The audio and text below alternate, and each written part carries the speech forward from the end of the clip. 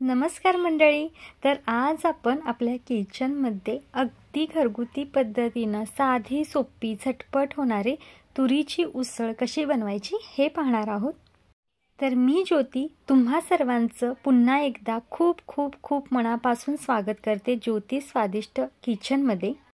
तर ही तुरीची उसळ अगदी मोकळी तर होतेच, शिवाय अजिबात कोरडी होत नाही, अगदी मऊ अशी सुद्धा ही तुरीची उसळ होते.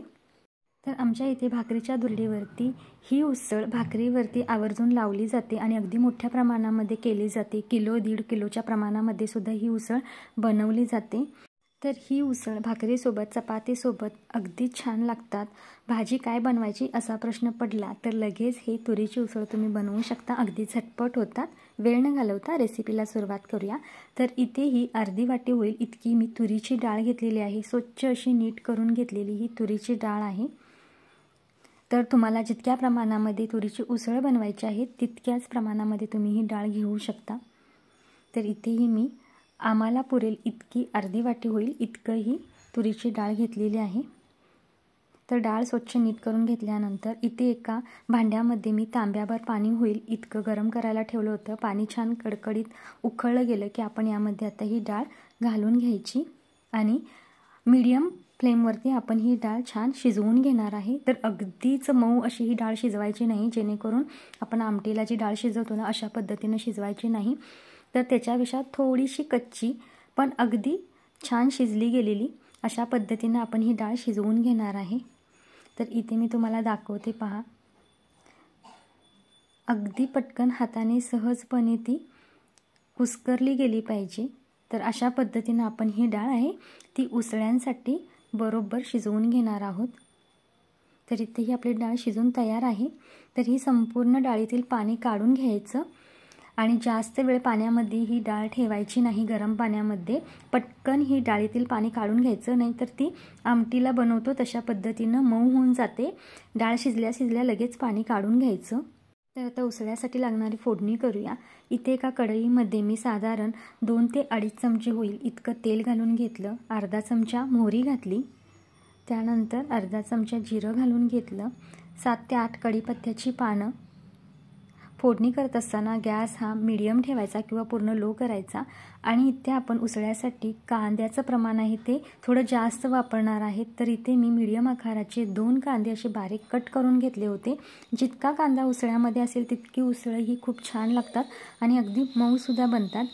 तर इथे ही मीडियम आकाराचे 2 कांदे मी बारीक कट करून घेतलेले आहेत. तर आपल्याला ह्याचा कलर अजिबात बदलायचा नाही, फक्त ह्या कांद्याला थोडं मऊ करून घ्यायचं आहे. अगदी गुलाबी कलर येईपर्यंत आपण ह्याला मऊ करून घेणार आहोत. कांदा इथे मऊ झाल्यानंतर इथे अर्धा चमचा मी हळद घालून घेतली आणि लाल तिखट घरचं आहे तर इथे 1.5 चमचा होईल इतकं मी लाल तिखट वापरलेलं आहे. तुम्ही तुमच्या आवडीप्रमाणे लाल तिखटाचं प्रमाण कमी जास्त करू शकता.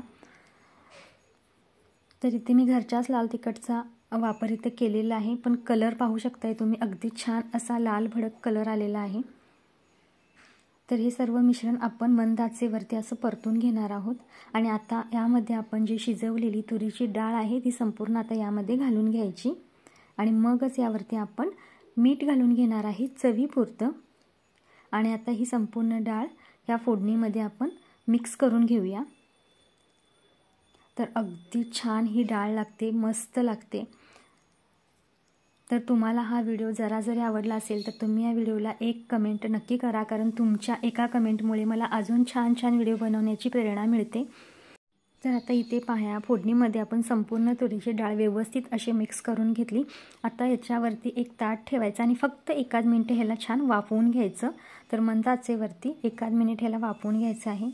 तर 1 मिनिटानंतर ताट काढायचं आणि पुन्हा एकदा हे संपूर्ण जी डाळ आहे ती व्यवस्थित अशी परतून घ्यायची.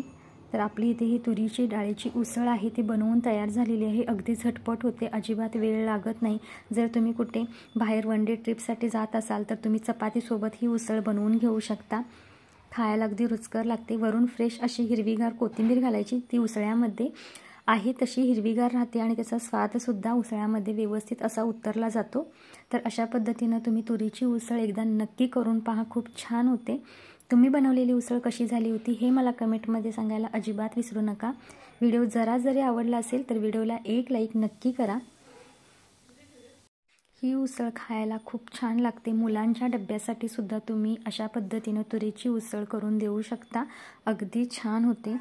तर अजूनही जर तुम्ही चॅनलला सबस्क्राईब केलं नसेल तर प्लीज सबस्क्राईब करा, साईडचं बेल आयकनही क्लिक करा, जेणेकरून मी बनवलेल्या रेसिपी सर्वात आधी तुमच्यापर्यंत पोहोचतील आणि सर्वात आधी त्या तुम्हाला पाहता येतील।